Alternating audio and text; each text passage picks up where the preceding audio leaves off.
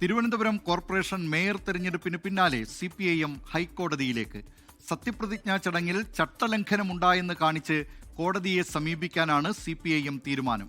വിവിധ ദൈവങ്ങളുടെ പേരിൽ സത്യപ്രതിജ്ഞ ചെയ്തവരുടെ സത്യപ്രതിജ്ഞ അസാധുവാക്കണം എന്നാണ് ആവശ്യം. വിവരങ്ങളുമായി തിരുവനന്തപുരത്ത് നിന്ന് സലിം മാലിക് ചേരുന്നു. സലിം മാലിക്, ഇക്കാര്യത്തിൽ ഇന്ന് കൗൺസിൽ യോഗത്തിൽ തന്നെ CPIM എതിർപ്പ് ഉന്നയിച്ചിരുന്നതാണ്. പക്ഷേ തിരുവനന്തപുരം ജില്ലാ കളക്ടർ അനുകുമാരി ആ കാര്യങ്ങൾ CPIMന്റെ ആരോപണങ്ങൾ തള്ളിക്കളയുകയും ചെയ്തിരുന്നു. പറയേണ്ട സമയത്ത് അത് പറയണമായിരുന്നു എന്ന നിലപാടാണ് തിരുവനന്തപുരം ജില്ലാ കളക്ടർ സ്വീകരിച്ചത്.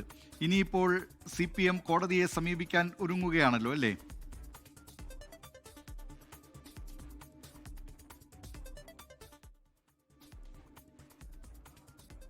സലിം മാലിക് എന്നുള്ളത് ആവശ്യമായി ഉന്നയിച്ചിരുന്നു. അതിന് പിന്നാലെ തന്നെ നിയമ നടപടികൾ ആലോചിച്ചതാണ്.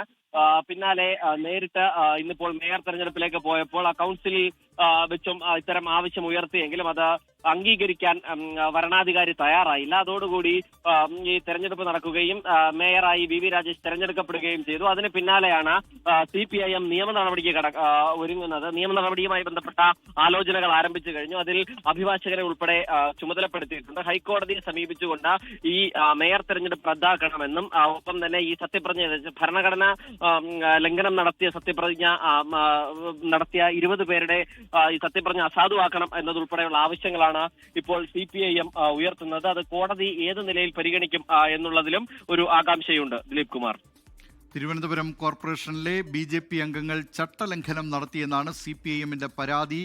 ദൈവങ്ങളുടെ പേരിൽ, ദൈവനാമത്തിലോ അല്ലെങ്കിൽ ദൃഢപ്രതിജ്ഞയോ അംഗങ്ങൾക്കെടുക്കാം. പക്ഷേ ദൈവങ്ങളുടെ പേരിൽ സത്യപ്രതിജ്ഞ ചെയ്യാൻ ചട്ടം അനുവദിക്കുന്നില്ല എന്നാണ് CPIM വാദം. ഇക്കാര്യത്തിൽ ഹൈക്കോടതിയെ സമീപിക്കാനൊരുങ്ങുകയാണ് CPIM. വിവരങ്ങൾ നൽകിയത് തിരുവനന്തപുരത്ത് നിന്ന് സലിം മാലിക്. ലോകത്തെവിടെയായാലും ഏത് സമയത്തും 24 വാർത്തകളും ഓഗ്മെന്റഡ് റിയാലിറ്റി പാക്കേജുകളും എക്സ്പ്ലെയിനറുകളും വിശദമായി കാണാൻ ഞങ്ങളുടെ YouTube ചാനൽ നിങ്ങൾക്ക് സബ്സ്ക്രൈബ് ചെയ്യാം.